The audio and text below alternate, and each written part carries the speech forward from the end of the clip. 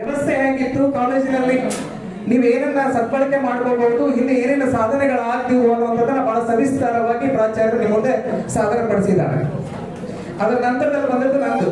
ಯಾಕಂದ್ರೆ ಶಿಕ್ಷಣ ಶಾಸ್ತ್ರ ಕೇವಲ ವಿಷಯ ಅಲ್ಲ, ಅದು ಕೇವಲ ಒಂದು ವಿಷಯ ಅಲ್ಲ, ಇಡೀ ಎಲ್ಲ ವಿಷಯವನ್ನ ಒಳಗೊಂಡಂತ ಎಲ್ಲ ವಿಷಯಗಳ ಬೋಧನೆ, ಕಲಿಕೆ, ಮೌಲ್ಯಮಾಪನ ಯಾವ ಮಾದರಿಯಲ್ಲಿ ಇರಬೇಕು ಅನ್ನೋದನ್ನ ಸೂಚಿಸುವಂತ ಒಂದು ವಿಷಯ. ಅದಕ್ಕೆ 2ನೇ ನಂಬರ್ ನನಗೆ ಕೊಟ್ಟಿದ್ದು. ಯಾಕಂದ್ರೆ ಫಿಸಿಕಲಿ ಏನಿದೆ ಅದನ್ನ ನಾವು ಹೇಳಿದ್ರು, ಇನ್ನ ಲರ್ನಿಂಗ್ ಬಗ್ಗೆ ಏನು ಹೇಳ್ಬೇಕಾಗಿದೆ ಅನ್ನೋದಕ್ಕೆ ನನಗೆ ಕೊಟ್ಟಿದ್ದಾರೆ ಅಷ್ಟೇ. ಇಲ್ಲಿ ತಮ್ಮೆಲ್ಲರಿಗೂ ಗೊತ್ತಿರ್ತಕ್ಕಂಥ 2007ರಲ್ಲಿ ಕಾಲೇಜ್ ಆರಂಭ ಆಯಿತು. ಈ 2007ರಲ್ಲಿ ಕಾಲೇಜ್ ಆರಂಭ ಆದ್ಮೇಲೆ ನಮ್ಮ ಸಬ್ಜೆಕ್ಟ್ ಮೊದಲಿಗೆ ಆರಂಭ ಆಗಿರ್ಲಿಲ್ಲ. ಆ ನಂತರದಲ್ಲಿ ಅದು ಆರಂಭ ಆಗ್ತದೆ. 2000 ನಾನು ಬಹಳ ಡೀಟೇಲ್ ಆಗಿ ಹೇಳಕ್ ಹೋಗೋದಿಲ್ಲ, ಯಾಕಂದ್ರೆ BA ಫಸ್ಟ್ದವ್ರಿಗೆ ಶಿಕ್ಷಣ ಶಾಸ್ತ್ರ ಅಷ್ಟೇ ಅಲ್ಲ, ಎಲ್ಲಾ ವಿದ್ಯಾರ್ಥಿಗಳನ್ನ ಸೇರಿಸಿ ಒಂದಿನ ಮುಂಚಿತವಾಗಿ 1.5 ತಾಸು ನಾನು ನಿಮ್ಮ ಮುಂದೆ ಎಲ್ಲರಿಗೂ ಹೇಳಿದ್ದೀನಿ. ಹಾಗಾಗಿ ಬಹಳ ಡೀಟೇಲ್ ಆಗಿ ಹೇಳಕ್ ಹೋಗೋದಿಲ್ಲ. ಇಲ್ಲಿ ಶಿಕ್ಷಣದ ಅರ್ಥದ ಬಗ್ಗೆ ಹೇಳೋದಾದ್ರೆ, ವ್ಯಕ್ತಿಗಳು ತಮ್ಮ ಸಾಮರ್ಥ್ಯವನ್ನ ಅಭಿವೃದ್ಧಿಪಡಿಸಲು, ದೃಷ್ಟಿಕೋನಗಳನ್ನ ವಿಸ್ತರಿಸಲು, ಸಮಾಜಕ್ಕೆ ಕೊಡುಗೆ ನೀಡುವ ಅಧಿಕಾರವನ್ನ ನೀಡುವುದೇ ಶಿಕ್ಷಣ. ನೋಡಿ, ವ್ಯಕ್ತಿಗಳು ತಮ್ಮ ಸಾಮರ್ಥ್ಯವನ್ನ ಅಭಿವೃದ್ಧಿಪಡಿಸುವುದು ಪ್ರತಿಯೊಬ್ಬ ವ್ಯಕ್ತಿಯಲ್ಲೂ, ನಾನು ಹೇಳಿದ್ದೀನಿ ಇದು ಯಾವುದೇ ಸಬ್ಜೆಕ್ಟ್ ಸೀಮಿತ ಅಲ್ಲ, ಎಲ್ಲರೂ ಶಿಕ್ಷಣನೇ ಬಂತದ್ರಲ್ಲಿ. ವ್ಯಕ್ತಿಗಳ ಸಾಮರ್ಥ್ಯವನ್ನ ಅಭಿವೃದ್ಧಿಪಡಿಸುವುದು ಪ್ರತಿಯೊಬ್ಬ ವ್ಯಕ್ತಿಯಲ್ಲೂ ಅವರದೇ ಆದಂತಹ ಸಾಮರ್ಥ್ಯ ಇದೆ. ಆ ಸಾಮರ್ಥ್ಯ ಏನಿದೆ ಅನ್ನೋದನ್ನ ನಿಮಗೆ ಅರಿವು ಮಾಡಿಕೊಡ್ತಕ್ಕಂಥ ಕೆಲಸ ಶಿಕ್ಷಣ ಮಾಡ್ತದೆ. 2ನೇದು ನಿಮ್ಮ ದೃಷ್ಟಿಕೋನವನ್ನ ವಿಸ್ತರಿಸೋದು. ನೀವು ಶಾಲೆಗೆ ಪ್ರವೇಶ ಮಾಡೋಕ್ಕಿಂತ ಮುಂಚೆ ನಿಮ್ಮ ದೃಷ್ಟಿಕೋನ ಸೀಮಿತವಾಗಿರ್ತದೆ.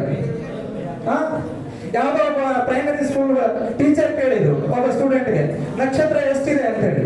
ಒಬ್ಬ ಸ್ಟೂಡೆಂಟ್ ಹೇಳ್ದ 4 ಇದಾವ್ರಿ ಅನ್ನೋ. ಅವ್ರು ವಿಚಿತ್ರ ಆಯ್ತು, 4 ಹೆಂಗಿರ್ತಾವು, ನೀ ಎಲ್ಲಿ ನೋಡಿದ್ರಿ? ನಮ್ಮ ಮನೆ ಕಿಟಕಿ ನೋಡಿದ್ರಿ. ಹಾಗಾಗಿ ನೀವು ಇಲ್ಲಿ ಪ್ರವೇಶ ಪಡೆಯುವಾಗ ಅಂದ್ರೆ ನೀವು LKG-ನೋ UKG-ನೋ ಬಂದಾಗ ನಿಮ್ಮ ದೃಷ್ಟಿಕೋನ ಸೀಮಿತ ಆಗಿತ್ತು. ಇವತ್ತು PUC ಮುಗಿಸಿ ಡಿಗ್ರಿ ಬಂದಿದ್ದೀರಿ, ನಾಳೆ ಡಿಗ್ರಿ ಮುಗಿಸಿ ಹೋಗ್ತಾ ಇದ್ರಿ. ಅವತ್ತು ಹೇಳ್ತಾನೆ ಟೀಚರು, ಇವತ್ತು ಕಿಡಿಕೆ ನೋಡಿಯಪ್ಪ, ನಾಳೆ ಮಳಗಿ ಮೇಲೆ ನಿಂತು ನೋಡ್ಬಾ. ನಕ್ಷತ್ರ ಎಷ್ಟಲ್ಲ ಎಣಸಕ್ ಆಗಂಗಿಲ್ರಿ ಅಂತಾರೆ. ಆ ದೃಷ್ಟಿಕೋನ ನಿಮ್ಮಲ್ಲಿ ಇವತ್ತು ಬದಲಾವಣೆ ಆಗಿದೆ, ಅದಕ್ಕೆ ಕಾರಣ ಶಿಕ್ಷಣ. ನೆಕ್ಸ್ಟ್, ಸಮಾಜಕ್ಕೆ ಕೊಡುಗೆ ನೀಡುವ ಅಧಿಕಾರವನ್ನ ನೀಡುತ್ತದೆ.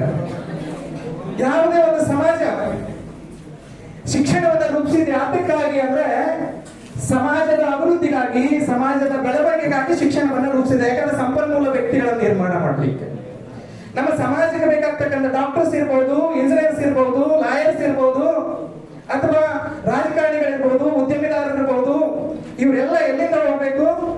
ಅರಿವು ಯಾವಾಗ ನೋಡ್ತದೆ ಆವಾಗ ಅಲ್ಲಿ ಹೋಗ್ತಾರೆ. ಅಂತ ಅಧಿಕಾರವನ್ನು ನೀಡ್ತಕ್ಕಂಥ ಕೆಲಸ ಯಾವ್ದು ಮಾಡ್ತದೆ? ಆ ಶಿಕ್ಷಣ ಈ ಮೂಲಕ ಮಾಡ್ತದೆ. ಈ 3ನ್ನ ಯಾವ್ದು ಇರ್ತದೋ ಅದನ್ನ ನಾವು ಶಿಕ್ಷಣ ಅಂತ ಕರೀತೀವಿ. ಇದನ್ನೆಲ್ಲ ಹೇಳಿದ್ರೆ ಅರ್ಥ ಸಾಕು. ಇನ್ನು ನಮ್ಮ ಕಾಲೇಜಿನಲ್ಲಿ ಶಿಕ್ಷಣ ಶಾಸ್ತ್ರ ಆರಂಭ ಆಗಿರೋ ಬಗ್ಗೆ ಒಂದ್ ಸ್ವಲ್ಪ ಹಿನ್ನೆಲೆಯನ್ನ ನೋಡ್ಕೊಂಡು ಹೋಗೋದಂದ್ರೆ, ಆಗಲೇ ಹೇಳಿದೆ 2007ರಲ್ಲಿ ನಮ್ಮ ಕಾಲೇಜ್ ಆರಂಭ ಆಯಿತು. ಆದ್ರೆ ಆರಂಭದಲ್ಲಿ ನಮ್ಮ ಕಾಲೇಜಿನಲ್ಲಿ ಸೀಮಿತವಾದಂತ ವಿಷಯಗಳಿತ್ತು. 2008ರಲ್ಲಿ ಕಾಮರ್ಸ್ ಆರಂಭ ಆಗ್ತದೆ, ಆಮೇಲೆ ಆಪ್ಷನಲ್ ಇಂಗ್ಲಿಷ್ ಆರಂಭ ಆಗ್ತದೆ. 2016ರಲ್ಲಿ ಈ ಶಿಕ್ಷಣ ಶಾಸ್ತ್ರ ವಿಭಾಗವನ್ನು ಆರಂಭಿಸಬೇಕು ಅಂತೇಳಿ ಈ ಕಾಲೇಜಿನಿಂದ ಒಂದು ಪ್ರಸ್ತಾವನೆಯನ್ನ ಸರ್ಕಾರಕ್ಕೆ ಕೊಟ್ಟು ಕಳಿಸಲಾಗುತ್ತೆ. 2016ರಲ್ಲಿ ಕಳಿಸಿರ್ತಕ್ಕಂಥ ಪ್ರಸ್ತಾವನೆ ಯಾಕೆ ಶಿಕ್ಷಣ ಶಾಸ್ತ್ರವನ್ನ ಆರಂಭ ಮಾಡಬೇಕು ಅನ್ನುವಂಥ ಪ್ರಸ್ತಾವನೆ ಹೋಯಿತು ಅಂದ್ರೆ, ನಮ್ಮ ಸುತ್ತಮುತ್ತಲು ಇರ್ತಕ್ಕಂಥ ಎಲ್ಲ PU ಕಾಲೇಜುಗಳಲ್ಲಿ ಶಿಕ್ಷಣ ಶಾಸ್ತ್ರ ಇತ್ತು. ಅವತ್ತು ನಾನೇ ಅದನ್ನ ಪ್ರಪೋಸಲ್ ಕೊಟ್ಟಿದ್ದು ಕೂಡ. ಕಟ್ಮರಿಯಲ್ಲಿ ಶಿಕ್ಷಣ ಶಾಸ್ತ್ರ ಇದೆ, ಹೊಲವಾಡಲ್ಲಿ ಶಿಕ್ಷಣ ಶಾಸ್ತ್ರ ಇದೆ, ತೆಲಸಂಗದಲ್ಲಿ ಶಿಕ್ಷಣ ಶಾಸ್ತ್ರ ಇದೆ, ಸಾವಳಗಿಯಲ್ಲಿ ಶಿಕ್ಷಣ ಶಾಸ್ತ್ರ ಇದೆ, ಐಗಳಿಯಲ್ಲಿ ಶಿಕ್ಷಣ ಶಾಸ್ತ್ರ ಇದೆ. ಹಾಗಾಗಿ ನಮ್ಮ ವಿದ್ಯಾರ್ಥಿಗಳ ಮುಂದೆ ಕಲಿಲಿಕ್ಕೆ ಅನುಕೂಲ ಆಗ್ತದೆ ಅಂತ ಅವತ್ತಿನ ಪ್ರಾಚಾರ್ಯರಾದಂತ PN ಕಾಂಬ್ಳೆ ಸರ್ ಅವ್ರಿಗೆ ನಾವು ಹೇಳಿದಾಗ ಅವ್ರು ಅದನ್ನ ಪ್ರಪೋಸಲ್ ಕಳಿಸಿದ್ರು. ಆದ್ರೆ ಅದೇನ್ ಕೆಲಸ ಆಗ್ಲಿಲ್ಲ. ಅದಾದ್ಮೇಲೆ 2018ರಲ್ಲಿ ಆ ಶಾಸಕರಿಗೆ ಮನವರಿಕೆ ಮಾಡಿಕೊಟ್ಟಾಗ ಶಾಸಕರು ಅದರ ಬಗ್ಗೆ ಸರ್ಕಾರದ ಒತ್ತಾಯಕ್ಕೆ 2018 ಸೆಪ್ಟೆಂಬರ್ 26ನೇ ತಾರೀಕಿನ ಸರ್ಕಾರದಿಂದ ಶಿಕ್ಷಣ ಶಾಸ್ತ್ರ ವಿಭಾಗಕ್ಕೆ ಅನುಮೋದನೆ ಸಿಕ್ತು. ಪ್ರಥಮವಾಗಿ ಇತಿಹಾಸ, ಸಮಾಜಶಾಸ್ತ್ರ ಮತ್ತು ಶಿಕ್ಷಣ ಶಾಸ್ತ್ರ ಅನ್ನುವಂತ ಕಾಂಬಿನೇಷನ್ ಮೂಲಕ ಆರಂಭ ಆಯಿತು. ಸೆಪ್ಟೆಂಬರ್ 27, 2018ರಂದು ಈ ಕಾಲೇಜಿನಲ್ಲಿ 20 ವಿದ್ಯಾರ್ಥಿಗಳಿಂದ ಶಿಕ್ಷಣ ಶಾಸ್ತ್ರ ಆರಂಭ ಆಗಿ ಇವತ್ತು ಈ ವರ್ಷ 88 ವಿದ್ಯಾರ್ಥಿಗಳ ಮಟ್ಟಿಗೆ ಹೋಗಿದೆ. ಇದು ಈ ಶಿಕ್ಷಣ ಶಾಸ್ತ್ರ ವಿಭಾಗದ ಸಾಮರ್ಥ್ಯ. ನಮ್ಗೆ ಬಹಳ ಖುಷಿ ಪಡುವಂತ ವಿಚಾರ ಇನ್ನೊಂದು ಏನು ಅಂದ್ರೆ, ಐಗಡೆಯಲ್ಲಿ 2008ರಲ್ಲಿ ಐಗಡೆಯಲ್ಲಿ ಶಿಕ್ಷಣ ಶಾಸ್ತ್ರವನ್ನ ಆರಂಭಿಸಿದಾಗ ಮೊದಲನೇ ಲೆಕ್ಚರ್ ನಾನೇ 14 ವರ್ಷ ಕೆಲಸ ಮಾಡಿದೆ. ಶಿಕ್ಷಣ ಶಾಸ್ತ್ರ ಆರಂಭ ಆದ್ಮೇಲೆ 5 ವರ್ಷ 6ನೇ ವರ್ಷ ನಾನೇ ಶಿಕ್ಷಣ ಶಾಸ್ತ್ರದಲ್ಲಿ ಕೆಲಸ ಮಾಡಿದೆ. ಬಹಳ ಹೆಮ್ಮೆ ಇದೆ. ಅದು ಗಟ್ಟಿಯಾಗಿ ನಿಂತ್ಕೊಂಡಿದೆ, ಇದು ಗಟ್ಟಿಯಾಗಿ ನಿಂತ್ಕೊಂಡಿದೆ ನಮ್ದು. ಇನ್ನು ನಮ್ಮ ಡಿಪಾರ್ಟ್ಮೆಂಟ್ ನಲ್ಲಿ ಎಷ್ಟು ಜನ ಸಿಬ್ಬಂದಿದ್ದಾರೆ ತಮ್ಮೆಲ್ಲರಿಗೂ ಪರಿಚಯ ಇದೆ. ನಾವು ಇಬ್ರು ಇಲ್ಲಿ ಕಾರ್ಯನಿರ್ವಹಿಸ್ತೀವಿ. ಒಬ್ರು ಡಾಕ್ಟರ್ ರಾಜೇಶ್ವರಿ ಔಟಿ ಅಂತ ಹೇಳಿ MA, MEd, PhD, KSET. Mostly ನಾವು ಎಜುಕೇಶನ್ ಹೇಳೋರಿಗೆಲ್ಲ ಡಬಲ್ ಸಬ್ಜೆಕ್ಟ್ ಇರ್ತಾವೆ. ಒಂದು MEd ಮಾಡೋದ್ರ ಜೊತೆಗೆ ಇನ್ನೊಂದು ಯಾವುದೋ ಸಬ್ಜೆಕ್ಟ್ ಮಾಡಿರ್ತಾರೆ. ಮೋಸ್ಟ್ಲಿ ಅವ್ರು ಹಿಸ್ಟ್ರಿ MA ಅಂತ ಅನ್ನಿಸ್ತದೆ. ಆಮೇಲೆ ನಂದು MA, MEd, KSET, ಸೋಷಿಯಾಲಜಿ ಮತ್ತು ಎಜುಕೇಶನ್. ನಂದು 3 ಸಬ್ಜೆಕ್ಟ್ ಸೋಷಿಯಾಲಜಿ. ನಾನು ಕಲ್ತಿದ್ದೆ 2 ವರ್ಷ ಎಜುಕೇಶನ್, ಆದ್ರೆ 3 ವರ್ಷದ ವಿದ್ಯಾರ್ಥಿಗಳಿಗೆ ಪಾಠ ಮಾಡ್ತೀನಿ. ಆಮೇಲೆ ಇಲ್ಲಿ ನಮ್ಮಲ್ಲಿ ಕೋರ್ಸ್ಗಳು ಬರೋದು ಎಷ್ಟು? ನಮ್ಮಲ್ಲಿ ಕೋರ್ಸ್ಗಳು 2 ಭಾಗದಲ್ಲಿ ನಾವು ಇಲ್ಲಿ ಹೇಳ್ತಾ ಹೋಗ್ತೀವಿ. ಒಂದು ಡಿಸಿಪ್ಲಿನ್ ಸಬ್ಜೆಕ್ಟ್, ಮತ್ತೊಂದು open elective subject. Discipline subject ತಮ್ಮೆಲ್ಲರಿಗೂ ಗೊತ್ತಿದೆ, BA ಸೆಕ್ಷನ್ ನಲ್ಲಿ 1 ರಿಂದ 6ನೇ ಸೆಮಿಸ್ಟರ್ ವರೆಗೆ ವಿದ್ಯಾರ್ಥಿಗಳು ಹೋಗ್ತಾ ಇದ್ದಾರೆ. ಅದೇ ರೀತಿ OEC ಅಲ್ಲಿ ಅದನ್ನ ನಾವು ಕಾಮರ್ಸ್ ವಿದ್ಯಾರ್ಥಿಗಳಿಗೆ ಕೊಟ್ಟಿದ್ದೀವಿ. ಯಾಕೆ ಕಾಮರ್ಸ್ ವಿದ್ಯಾರ್ಥಿಗಳಿಗೆ ನಾವು ಎಜುಕೇಶನ್ ಅನ್ನ OEC ಕೊಟ್ವಿ? PUC ಅಲ್ಲಿ ನಾವು ಟೀಚ್ ಮಾಡಬೇಕಾಗಿದ್ರೆ ಕಾಮರ್ಸ್ ಅವರು ಈಗ ಕಂಪಲ್ಸರಿ B.Ed ಅನ್ನ ಓದಲೇಬೇಕು. B.Ed ಅನ್ನ ಓದ್ತಾ ಇದ್ರೆ ಅವ್ರಿಗೆ PU ಕಾಲೇಜಿನಲ್ಲಿ ಲೆಕ್ಚರರ್ ಆಗ್ಲಿಕ್ಕೆ ಅವಕಾಶ ಇಲ್ಲ. ಆ ಕಾರಣಕ್ಕಾಗಿ ಅವರಿಗೂ ಕೂಡ ಇದರ ಅನುಭವ ಬರಲಿ ಅಂತ ಹೇಳಿ ನಾವು OEC ಅನ್ನ ಮತ್ತು ಅದರ ಜೊತೆಗೆ ITC ಇನ್ ಎಜುಕೇಶನ್ ಮತ್ತು ಪ್ರೊಫೆಷನಲ್ ಸ್ಕಿಲ್ ಅನ್ನುವಂಥ ಸಿಲೆಬಸ್ ಇರೋದ್ರಿಂದ ಅವ್ರಿಗೆ ಬಹಳ ರಿಲೇಟಿವ್ ಸಿಲೆಬಸ್ ಇದೆ ಅಂತ ಹೇಳಿ ಅವ್ರನ್ನ ಕಾಮರ್ಸ್ಗೆ ಆಯ್ಕೆ ಮಾಡ್ಕೊಳ್ಳೋದು. ಇನ್ನು ಪ್ರೋಗ್ರಾಮ್ ಔಟ್ಕಮ್ಸ್ ನೀವೇ ಓದ್ಬಿಡ್ರಿ, ಯಾಕಂದ್ರೆ ಇದ್ರ ಬಗ್ಗೆ ಪ್ರತಿಯೊಂದಕ್ಕೂ ಹೇಳ್ತಾ ಹೋದ್ರೆ ನಾನು ಒಂದೊಂದು ಕತೆ ಹೇಳ್ಕೊಂತ ಹೋದ್ರೆ ಸುಮಾರು 1 ತಾಸು ಬೇಕಾಗ್ತದೆ. ಹಾಗಾಗಿ ಇವೆಲ್ಲ ಔಟ್ಕಮ್ಸ್ ಸಮಗ್ರ ಜ್ಞಾನ ನೀಡುವುದು, ಸಮಾನ ಕೌಶಲ್ಯ, ಆಮೇಲೆ ವಿಮರ್ಶಾತ್ಮಕ ಚಿಂತನೆ ಬೆಳೆಸೋದು, ಸಮಸ್ಯೆ ಪರಿಹಾರ ಚಿಂತನೆ ಬೆಳೆಸೋದು, ಆಮೇಲೆ ವಿಶ್ಲೇಷಣಾತ್ಮಕ ತಾರ್ಕಿಕತೆ, ಸಂಶೋಧನೆ, ಸಾಮಾಜಿಕ ಬದ್ಧತೆ, ತಂಡ ಕೆಲಸ, ವೈಜ್ಞಾನಿಕ ತಾರ್ಕಿಕತೆ, ಪ್ರತಿಫಲಿತ ಚಿಂತನೆ, ಮಾಹಿತಿ ಮತ್ತು ಡಿಜಿಟಲ್ ಸಾಕ್ಷರತೆ, ಸ್ವಯಂ ನಿರ್ದೇಶನದ ಕಲಿಕೆ, ಬಹು ಸಂಸ್ಕೃತಿಯ ಸಾಮರ್ಥ್ಯ, ನೈತಿಕತೆಯ ಅರಿವು ಮತ್ತು ತಾರ್ಕಿಕತೆ. ಇವೆಲ್ಲದರ ಬಗ್ಗೆ ಹೇಳ್ತಾ ಹೋದ್ರೆ ಸುಮಾರು 15 ನಿಮಿಷ ಬೇಕು ಒಂದೊಂದು ಪಾಯಿಂಟ್ಗೆ. ಹಾಗಾಗಿ ಯಾವಾಗ ಅವಕಾಶ ಸಿಗ್ತದೆ ನಾನು ಹೇಳ್ತಾ ಹೋಗ್ತೀನಿ ಅಂತ ಇದನ್ನ ಇಷ್ಟು ತಿಳ್ಕೊಳ್ಬೇಕು. ಯಾಕಂದ್ರೆ ಟೈಮ್ ಮಾಡಿಲ್ಲ, ಮುಂದೆ ರೆಡಿಯಾಗಿ ಕೂತವ್ರು ಬೈತಾರೆ.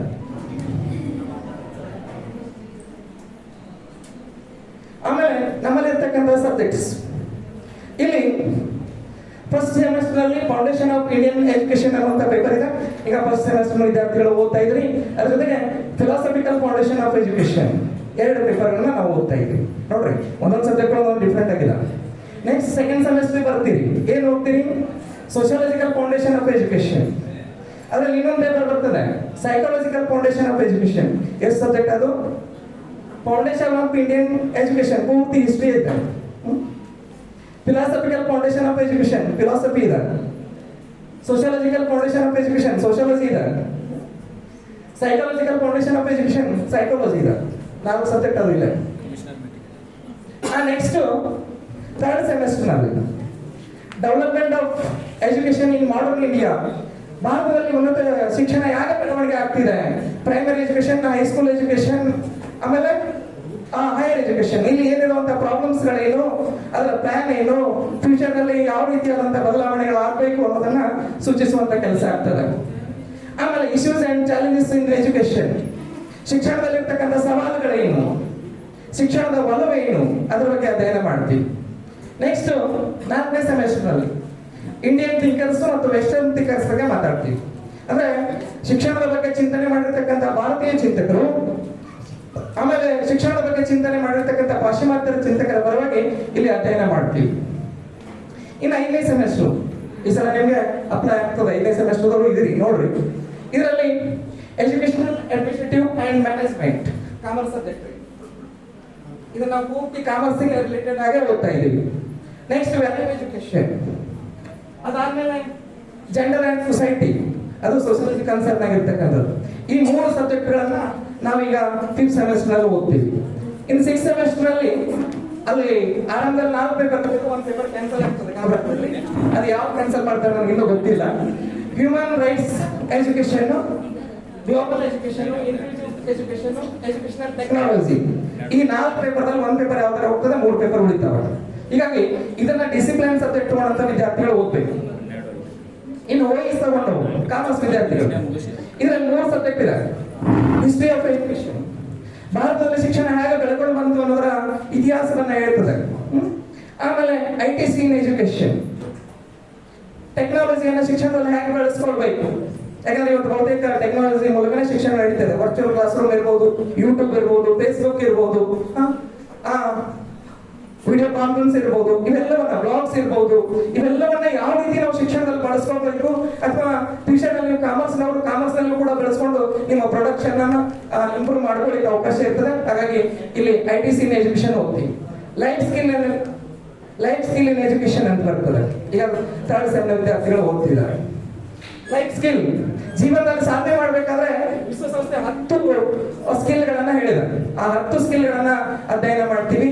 ಆಮೇಲೆ ಕಮ್ಯುನಿಕೇಶನ್ ಸ್ಕಿಲ್ ಬಗ್ಗೆ ಅಧ್ಯಯನ ಮಾಡ್ತೀವಿ, ಲೀಡರ್ಶಿಪ್ ಬಗ್ಗೆ ಅಧ್ಯಯನ ಮಾಡ್ತೀವಿ, ರೀಚ್ ಮಾಡೋದ್ರ ಬಗ್ಗೆ ಅಧ್ಯಯನ ಮಾಡ್ತೀವಿ, ಇಂಟರ್ವ್ಯೂ ಕೊಡೋದ್ರ ಬಗ್ಗೆ ಅಧ್ಯಯನ ಮಾಡ್ತೀವಿ. ಇವೆಲ್ಲ ಎಲ್ಲಿ ಬರ್ತವೆ ಅಂದ್ರೆ ಈ ಲೈಫ್ ಸ್ಕಿಲ್ ಇನ್ ಎಜುಕೇಶನ್ ಅಲ್ಲಿ ಬರ್ತವೆ. ಇದು ಒಟ್ಟಾರೆಯಾಗಿ ನಮ್ಮ ಸಬ್ಜೆಕ್ಟ್ಗೆ ಸಂಬಂಧಪಟ್ಟಂತ ಸಿಲೆಬಸ್. ಇನ್ನು ಮೌಲ್ಯಮಾಪನದ ವಿಧಾನ ಆಗಿದೆ. ಸರ್ ಆಗ್ಲೇ ಹೇಳಿದ್ದಾರೆ, ಡೀಟೇಲ್ ಆಗಿ ಹೇಳ್ತಾ ಹೋಗೋದಿಲ್ಲ. 2 ಭಾಗ ಮಾಡ್ತೀವಿ. ಅವ್ರು ಇಂಗ್ಲಿಷ್ನಲ್ಲಿ ಮಾಡಿದ್ರು, ನಾವು ಕನ್ನಡದಲ್ಲಿ ಮಾಡಿದ್ರೆ ಅಷ್ಟೇ ವ್ಯತ್ಯಾಸ. ಯಾಕಂದ್ರೆ ನಾನು ಜಾಸ್ತಿ ಕನ್ನಡನೇ ಬಳಸೋದು, ಹಾಗಾಗಿ ಕನ್ನಡದಲ್ಲಿ ಇದೆ. ಇದನ್ನ ನಾವು ನೋಡ್ತೀವಿ. ಆಮೇಲೆ ಇಲ್ಲಿವರೆಗೆ ನಮ್ಮ ಸಬ್ಜೆಕ್ಟ್ ನಲ್ಲಿ ಆದಂತ ಸಾಧನೆ ಏನು, ಇಲ್ಲಿವರೆಗೆ ಶಿಕ್ಷಣ ಶಾಸ್ತ್ರದಲ್ಲಿ 2 ಸೆಮಿಸ್ಟರ್ಗಳಲ್ಲಿ, ಒಂದು ಫಸ್ಟ್ ಸೆಮಿಸ್ಟರ್ ಅಲ್ಲಿ, ಇನ್ನೊಂದು 3rd ಸೆಮಿಸ್ಟರ್ ಅಲ್ಲಿ ಔಟ್ 100 ಮಾರ್ಕ್ಸ್ ಅನ್ನ ತಗೊಂಡಂತ ವಿದ್ಯಾರ್ಥಿಗಳು ನಮ್ಮಲ್ಲಿ ಇದ್ದಾರೆ. ಇನ್ನು 97-98 ಮಾರ್ಕ್ಸ್ ತಗೊಂಡಂತ ವಿದ್ಯಾರ್ಥಿಗಳು 12 ಜನ. ಇಲ್ಲಿವರೆಗೆ ಎಲ್ಲಾ ಸೆಮಿಸ್ಟರ್ ಸೇರಿ 12 ಜನಕ್ಕೆ ಇದ್ದಾರೆ. ಇನ್ನು ಕೇವಲ 97-98, 95 ಮೇಲೆ ತಗೊಂಡವ್ರು ಲೆಕ್ಕ ಹಾಕಿದ್ರೆ ಸುಮಾರು 26 ಜನ ವಿದ್ಯಾರ್ಥಿಗಳು 95 ಮೇಲೆ ಮಾರ್ಕ್ಸ್ ತಗೊಂಡಿದ್ದಾರೆ. ಆಮೇಲೆ SEC ಅಂತ ಇತ್ತು ಮೊದಲು CBSE ಅಲ್ಲಿ. ಆ SEC ಅಲ್ಲಿ 50ಕ್ಕೆ 50 ಅಂಕ ತಗೊಂಡಂತ ವಿದ್ಯಾರ್ಥಿಗಳು ಒಟ್ಟಾರೆಯಾಗಿ 7 ಜನ. ಆಮೇಲೆ ಸರಾಸರಿ ಇಲ್ಲಿವರೆಗೆ ನಮ್ಮ ರಿಸಲ್ಟ್ ಬಂದಿದೆಯಲ್ಲ, ಆ ರಿಸಲ್ಟ್ 96 100% ವರೆಗೆ ಇದೆ. ಇದು ನಮ್ಮ ಡಿಪಾರ್ಟ್ಮೆಂಟ್ ಅಲ್ಲಿ ಇರ್ತಕ್ಕಂಥ ಸಾಧನೆ. ಇನ್ನು ಭವಿಷ್ಯದಲ್ಲಿ ಉದ್ಯೋಗ ಅವಕಾಶಗಳು, ಪರ್ಟಿಕ್ಯುಲರ್ ಆಗಿ ಎಜುಕೇಶನ್ ಕಲಿಯೋದ್ರಿಂದ ನಾವು ಏನ್ ಮಾಡಬೇಕು, B.Ed ಮಾಡ್ಬೇಕಂದ್ರೆ ಶಿಕ್ಷಣ ಶಾಸ್ತ್ರ ಕಲಿಬೇಕಂತ ಏನಿಲ್ಲ. ಆದ್ರೆ ಶಿಕ್ಷಣ ಶಾಸ್ತ್ರ ಕಲಿತ್ರೆ ಅರ್ಧ B.Ed ಇಲ್ಲೇ ಮುಗಿದೋಗಿರ್ತದೆ ಅಷ್ಟೇ, ವ್ಯತ್ಯಾಸ ಏನೂ ಇಲ್ಲ. ಹಾಗಾಗಿ ನೀವು B.Ed ಹೋಗ್ಬೋದು. ಆಮೇಲೆ MA ಇನ್ ಎಜುಕೇಶನ್ ಇನ್ಮೇಲೆ ಸ್ಟಾರ್ಟ್ ಮಾಡ್ತಾ ಇದ್ದಾರೆ. ಕೇವಲ ಕುವೆಂಪು ಯೂನಿವರ್ಸಿಟಿಯಲ್ಲಿ ಮಾತ್ರ MA ಇನ್ ಎಜುಕೇಶನ್ ಇದ್ದಾರೆ. ಇನ್ಮೇಲಿಂದ ಎಲ್ಲಾ ಯೂನಿವರ್ಸಿಟಿಗಳಲ್ಲಿಯೂ ಕೂಡ ಡಿಗ್ರಿಯಲ್ಲಿ ಎಜುಕೇಶನ್ ತಗೊಂಡಿದ್ದಂತ ವಿದ್ಯಾರ್ಥಿಗಳಿಗೆ MA ಇನ್ ಎಜುಕೇಶನ್ ಅನ್ನುವಂಥ ಸಬ್ಜೆಕ್ಟ್ ಆರಂಭ ಆಗ್ತದೆ. ಅವರು ಎಜುಕೇಶನ್ ಮುಂದಿನ ದಿನದಲ್ಲಿ ಟೀಚ್ ಮಾಡಬಹುದು. ಇಲ್ಲಿವರೆಗೆ ಹೇಗಿತ್ತು ಅಂದ್ರೆ BA ಮಾಡಿ, B.Ed ಮಾಡಿ, ಆಮೇಲೆ M.Ed ಮಾಡಿ ಎಜುಕೇಶನ್ ಟೀಚ್ ಮಾಡಬೇಕಿತ್ತು. BA 3 ವರ್ಷ, B.Ed 2 ವರ್ಷ, M.Ed 2 ವರ್ಷ, ಇಷ್ಟೆಲ್ಲ ಕಲ್ತು ಬಂದು ಎಜುಕೇಶನ್ ಹೇಳ್ಬೇಕಿತ್ತು. ಇನ್ನು ನೇರ 2 ವರ್ಷದ ಮೇಲೆ ನಿಮಗೆ MA ಇನ್ ಎಜುಕೇಶನ್ ಅವಕಾಶ ಸಿಗ್ತದೆ. ಆಮೇಲೆ ನೀವು ಎಜುಕೇಶನ್ ತಗೊಂಡ್ರೆ ಯಾವ ಪರೀಕ್ಷೆ ಏನ್ ಬೇಕಾದ್ರೂ ಬರೀಬಹುದು. ಇನ್ನು ಇದರಿಂದ ಆಗ್ತಕ್ಕಂಥ ಪ್ರಯೋಜನಗಳೇನು, ಉದ್ಯೋಗ ಮತ್ತು ಶೈಕ್ಷಣಿಕ ಮಾರ್ಗದರ್ಶನ ನೀಡ್ತದೆ. ನೋಡ್ರಿ, ನಮ್ಗೆ ದಾರಿ ಗೊತ್ತಿಲ್ಲ, ದಾರಿಯನ್ನ ತೋರಿಸ್ತಕ್ಕಂಥ ಕೆಲಸ ಶಿಕ್ಷಣ ಶಾಸ್ತ್ರ ಮಾಡ್ತದೆ. ಗೈಡೆನ್ಸ್ ಅಂಡ್ ಕೌನ್ಸಿಲಿಂಗ್ ನಿರಂತರವಾಗಿ ಮಾಡ್ತದೆ. ಇನ್ನು ಮುಂದೆ ನಮ್ಮ ಡಿಪಾರ್ಟ್ಮೆಂಟ್ ಇಂದ ನಾವು ಕಾಲೇಜಿನಲ್ಲಿ ಗೈಡೆನ್ಸ್ ಅಂಡ್ ಕೌನ್ಸಿಲಿಂಗ್ ಸೆಂಟರ್ ಅನ್ನ ಆರಂಭ ಮಾಡಬೇಕು ಅನ್ನೋ ಆಲೋಚನೆ ಇದೆ. ಆಮೇಲೆ ಪ್ರಾಚಾರ್ಯರ ಜೊತೆ ಮಾತಾಡಿ ಎಲ್ಲ ವಿದ್ಯಾರ್ಥಿಗಳಿಗೆ ಶೈಕ್ಷಣಿಕವಾಗಿ, ಔದ್ಯೋಗಿಕವಾಗಿ ಏನ್ ಹೆಲ್ಪ್ ಆಗಬೇಕಾಗಿದೆ ಆ ಗೈಡೆನ್ಸ್ ಮತ್ತು ಕೌನ್ಸಿಲಿಂಗ್ ಮಾಡುವಂತ ಕೆಲಸವನ್ನ ನಮ್ಮ ಡಿಪಾರ್ಟ್ಮೆಂಟ್ ಮೂಲಕ ಮಾಡ್ತೀವಿ. ಇನ್ನೊಂದಷ್ಟು ದಿನದ ನಂತರ ಪ್ರಾಚಾರ್ಯರ ಜೊತೆ ಮಾತಾಡಿ ಆ ತೀರ್ಮಾನವನ್ನ ನಿಮ್ಮ ಮುಂದೆ ಪ್ರಕಟಿಸ್ತಾ ಇದ್ದೇವೆ. ಆಮೇಲೆ ಶೈಕ್ಷಣಿಕ ಅಗತ್ಯತೆಗಳ ನಿರ್ವಹಣೆ ಮತ್ತು ಮಾರ್ಗದರ್ಶನ. ಸ್ಪರ್ಧಾತ್ಮಕ ಪರೀಕ್ಷೆಯಲ್ಲಿ ಎಜುಕೇಶನ್ ಅಲ್ಲಿ ಕ್ವಶನ್ ಬರೋದಿಲ್ಲ ಅಂತ ಬಹಳ ಮಂದಿ ಆಲೋಚನೆ. 3 ರಿಂದ 4 ಕ್ವಶನ್ ಬರ್ತವೆ. ಟೋಟಲ್ ಆಗಿ 24 ಸಬ್ಜೆಕ್ಟ್ ಮೇಲೆ ನಿಮಗೆ ಸ್ಪರ್ಧಾತ್ಮಕ ಪರೀಕ್ಷೆಯಲ್ಲಿ ಕ್ವಶನ್ ಬರ್ತವೆ. 1, 2 ಅಲ್ಲ, 24 ಸಬ್ಜೆಕ್ಟ್ ಮೇಲೆ, ಅದರಲ್ಲಿ 2 ರಿಂದ 3 ಕ್ವಶನ್ ಬಂದೇ ಬರ್ತವೆ. ಆಮೇಲೆ ಪರೀಕ್ಷಾ ಅಧ್ಯಯನದ ಕೌಶಲ್ಯ ತಿಳಿಸ್ತದೆ. ಸೈಕಾಲಜಿ ಓದೋದ್ರಿಂದ ನೀವು ಹೇಗೆ ಅಧ್ಯಯನ ಮಾಡಬೇಕು, ಹೇಗೆ ಪರೀಕ್ಷೆ ಬರೀಬೇಕು ಅನ್ನೋದು ಇದರಿಂದ ಗೊತ್ತಾಗ್ತದೆ. ಓದುವ, ಬರೆಯುವ, ಆಲಿಸುವ, ಮಾತನಾಡುವ ಕೌಶಲ್ಯ ಬೆಳೆಸ್ತದೆ. ಜೀವನ ಕೌಶಲ್ಯವನ್ನು ವಿವರಿಸುತ್ತದೆ. ಉತ್ತಮ ಅಂಕಗಳನ್ನ ಗಳಿಸಲಿಕ್ಕೆ ಅವಕಾಶ ಮಾಡಿಕೊಡ್ತಾರೆ. ಯಾಕೆ 100 ಆಯ್ತು ಅಂದ್ರೆ ಓದುವ ಕೌಶಲ್ಯ ಅವ್ರಿಗೆ ಗೊತ್ತಿರ್ತದೆ ಅಷ್ಟೇ. ಯಾಕಂದ್ರೆ ನೀವು ಸೇರಿ 100 ಮಾಡಿದ್ರೆ ಶಿಕ್ಷಣ ತಗೊಂಡವರು. ಆಮೇಲೆ ಶಿಕ್ಷಣ ತಂತ್ರಜ್ಞಾನದ ಬಗ್ಗೆ ಆಲೋಚನೆ ಮಾಡಿಕೊಡ್ತದೆ, ವ್ಯಕ್ತಿತ್ವದ ವಿಕಸನ ಆಗ್ತದೆ.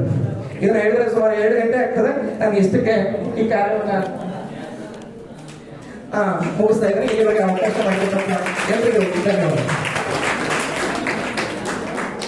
ಧನ್ಯವಾದಗಳು ವಿಶ್ವನಾಥ್ ಪಾಟೀಲ್ ಸರ್ಗೆ. ಈಗ ಆಕ್ಚುಲಿ ಬೇರೆ ಸಬ್ಜೆಕ್ಟ್ ಇತ್ತು, ಕಮಿಷನರ್ ಮೀಟಿಂಗ್ ಇರೋದ್ರಿಂದ ಅರ್ಥಶಾಸ್ತ್ರದ ವಿಭಾಗದ ಪಿಪಿಟಿ ಪ್ರೆಸೆಂಟೇಷನ್ ಅನ್ನ ಪ್ರಾಚಾರ್ಯರು 10 ನಿಮಿಷದಲ್ಲಿ ಮುಗಿಸಿ ಅವರು ಕಮಿಷನರ್ ಮೀಟಿಂಗ್ ಅಟೆಂಡ್ ಆಗ್ತಿದ್ದಾರೆ. ಎಲ್ಲರಿಗೂ 20 ನಿಮಿಷ ಅಂತ ಇತ್ತು. ಸಮಯದ ಅಭಾವದಿಂದ ಕೇವಲ 10 ರಿಂದ 15 ನಿಮಿಷ ಮಾತ್ರ ಕೊಡ್ತಾ ಇದ್ದೀವಿ. ಅಷ್ಟರಲ್ಲೇ ನಿಮ್ಮ ಸಮಯವನ್ನು ಬೇಕಾಗಿ ವಿನಂತಿ.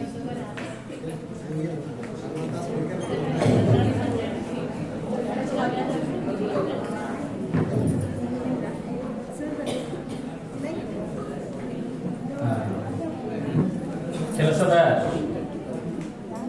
ಮೀಟಿಂಗ್ ನಿಮಿತ್ತ, ಕಮಿಷನರ್ ಮೀಟಿಂಗ್ ನಿಮಿತ್ತ ಸ್ವಲ್ಪ ಬದಲಾವಣೆ ಮಾಡ್ಕೊಂಡಿದ್ದೀವಿ. ಕೊನೆಗೆ ಲಾಸ್ಟಿಗೆ ಹಾಕೊಂಡಿದ್ದೆ ಅಂದ್ರೆ ಅನಿವಾರ್ಯವಾಗಿ 2ನೇ ವಿಷಯವಾಗಿ ಹೇಳ್ತಾ ಇದ್ದೀವಿ. I welcomes to you all on behalf of our economics department. Yes, departmental information. ನಮ್ಮ ವಿಭಾಗದ ನಿಮಗೆ ಮಾಹಿತಿ ಕೊಡ್ಬೇಕಂದ್ರೆ ನಮ್ಮ ಡಿಪಾರ್ಟ್ಮೆಂಟ್ ಕಾಲೇಜು ಆರಂಭದೊಂದಿಗೆ ಇನ್ ದ ಇಯರ್ 2007 ಅಲ್ಲಿಂದ ಸ್ಟಾರ್ಟ್ ಆಗ್ಯದ. ಆರಂಭದಲ್ಲೇ ಕರ್ನಾಟಕ ಯೂನಿವರ್ಸಿಟಿಯಿಂದ ಅಫಿಲಿಯೇಷನ್ ಆಗಿತ್ತು. ಆನಂತರದಲ್ಲೇ ರಾಣಿ ಚೆನ್ನಮ್ಮ ಯೂನಿವರ್ಸಿಟಿಯಿಂದ ಸಂಲಗ್ನತೆಯನ್ನು ಹೊಂದಿಕೊಂಡು, ಸಂಯೋಜನೆಯನ್ನು ಹೊಂದಿಕೊಂಡು ನಡೀತಾ ಇದೆ. ಇಲ್ಲಿ 2